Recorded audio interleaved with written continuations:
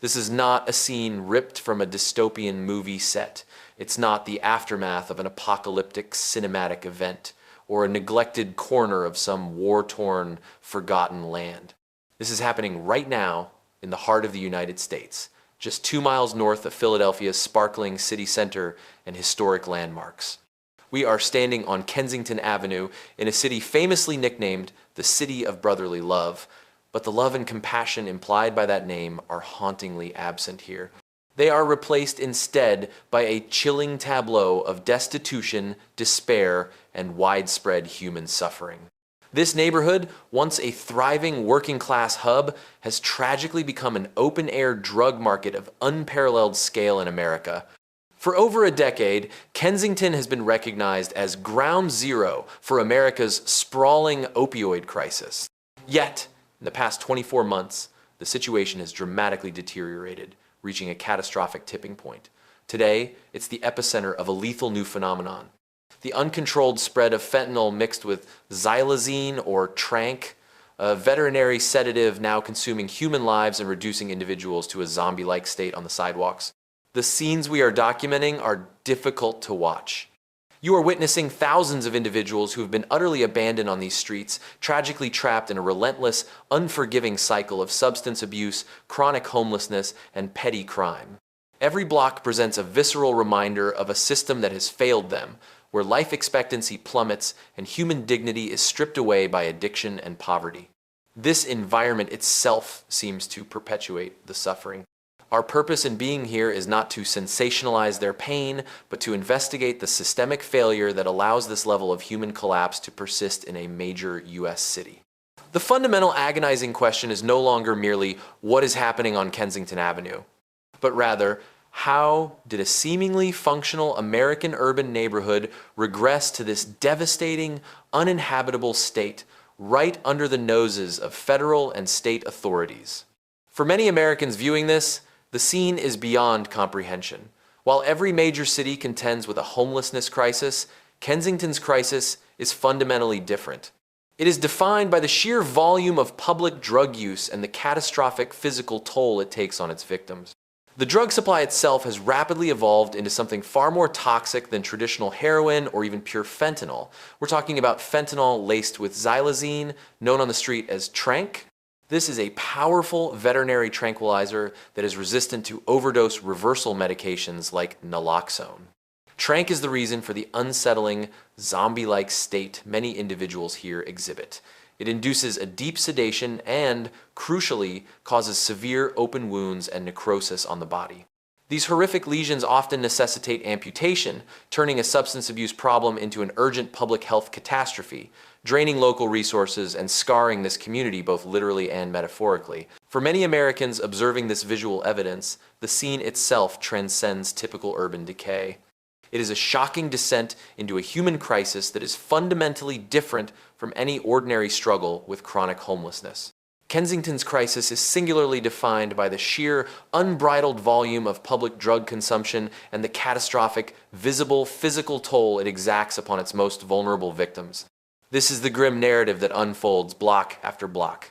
The drug supply itself, the core catalyst of this devastation, has rapidly evolved into something far more toxic, lethal, and devastating than the traditional heroin or even the early strains of pure fentanyl that initially plagued the city.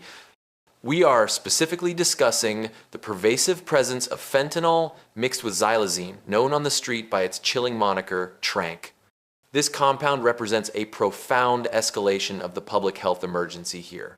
Xylazine is not a controlled substance for human use. It is a powerful veterinary tranquilizer designed for large animals, and its chemical nature makes it disturbingly resistant to the life-saving opioid overdose reversal medications such as Naloxone that frontline workers carry. This pharmacological resistance renders common rescue efforts dramatically less effective, directly contributing to the increasing fatality rates and the severity of the crisis. This drug combination is the precise pharmacological reason for the unsettling, catatonic, and often zombie-like state many individuals here exhibit on the streets. It induces a dangerously deep, prolonged sedation, and most gruesomely, It is the primary cause of the severe, disfiguring open wounds and tissue necrosis on the victims' bodies. These non-healing lesions accelerate infections and systemic failure. These horrific, spreading lesions often necessitate immediate, life-altering surgical interventions, including major limb amputation, effectively transforming a substance abuse problem into an urgent, overwhelming public health catastrophe with lasting physical consequences. This epidemic of wounds is actively draining local hospital resources, terrifying residents and businesses, and metaphorically and literally scarring this once proud community. The continuous, visible suffering is designed to shock us, but its persistence serves as a damning indictment of the nation's failure to contain it. To truly grasp the depth of the tragedy unfolding today, we must shift our focus from the present chaos to the deep, complex historical roots of Kensington. What we are seeing is not merely the result of drug dealers and addicts. It is the culmination of decades of systemic economic neglect. At the turn of the 20th century, Kensington was the vibrant, beating heart of industrial Philadelphia. This neighborhood was globally renowned for its textile mills, carpet manufacturing, and massive industrial operations. It was a place of immense pride, a thriving working-class community where factory workers and laborers could reliably earn a middle-class wage and confidently raise their families. However, starting in the post-World War II era and accelerating dramatically through the 1960s and 70s, the crushing wave of deindustrialization swept across the American Northeast. Global shifts in manufacturing, combined with corporate decisions to relocate, saw Kensington's massive industrial base collapse entirely. Mill after mill shuttered its doors, and the well-paying union jobs, the very economic foundation of this community, vanished virtually overnight. The resulting economic void was catastrophic. With the foundation of the local economy destroyed, poverty soared, unemployment rates skyrocketed, and the exodus of stable, middle-class families began. This mass departure left behind a tragic legacy. Thousands of dilapidated, abandoned row houses and commercial buildings ideal, hidden venues for drug dealing, consumption, and the inevitable rise of crime. Critically, this economic devastation made Kensington acutely vulnerable. When the initial wave of cheap prescription opioids began flooding American markets in the early 2000s, this neighborhood, already crippled by poverty and structural abandonment, became an immediate and tragic destination. The poverty and despair were the kindling, the cheap opioids and now fentanyl were the spark. The addiction crisis is therefore not the cause of Kensington's decay, but rather the most visible, painful symptom of decades of structural neglect. As we navigate these thoroughfares, it's essential to look beyond the shocking spectacles and recognize the fundamental truth. We are witnessing thousands of individual tragedies. These are not just statistics or a display of societal failure. These are former workers, parents, sons, and daughters whose lives have been catastrophically derailed. The system's response has been slow, disjointed, and often ineffective. For too long, the primary approach has been one of containment, not cure. City and state policies have oscillated between aggressive cleanup sweeps, which merely displace the crisis to adjacent neighborhoods, and moments of benign neglect, allowing the open-air market to flourish unchecked for years. Law enforcement faces a paralyzing dilemma here. Mass arrests are logistically overwhelming, and critically, they fail to address the underlying addiction and mental health crises, simply recycling individuals back into the street once released. Furthermore, the sheer toxicity of the current drug supply means that the risk of fatal overdose now vastly outweighs the deterrent effect of legal penalties.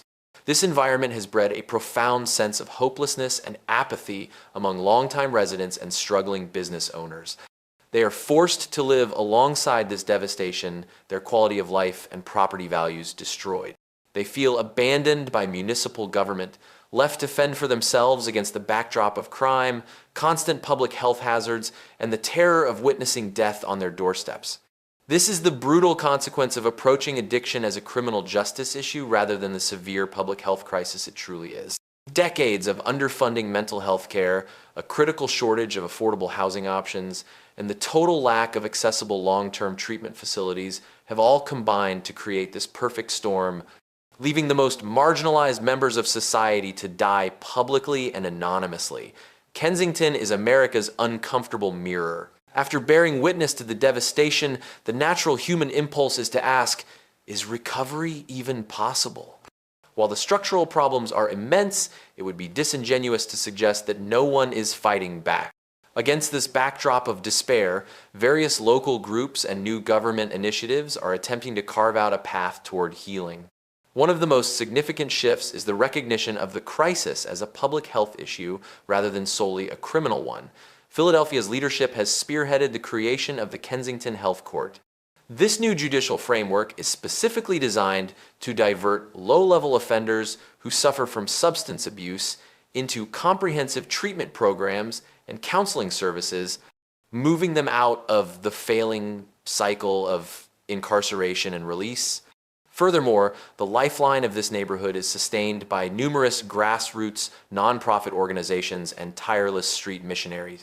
These groups are on the ground daily, distributing naloxone, cleaning wounds, offering hot meals, and providing the bare minimum of human connection and dignity. They represent the unwavering ethical core of the community, battling a monumental crisis with painfully limited resources. However, we must remain rigorously realistic. While critical, these interventions are largely band-aids on a gaping systemic wound. Treatment and cleanup cannot solve the root problem: the utter lack of affordable housing, economic opportunity, and long-term mental health care infrastructure. A true and sustainable solution requires a massive, coordinated federal and state investment, not just in medical resources, but in rebuilding the economic foundation that was torn out decades ago. Kensington is not just Philadelphia's problem, it is America's uncomfortable mirror. It is a harsh, visible demonstration of what happens when economic inequality, addiction, and policy failures are allowed to compound without meaningful intervention. The question now returns to us, the viewers. What is the collective responsibility of our society to its most forgotten citizens?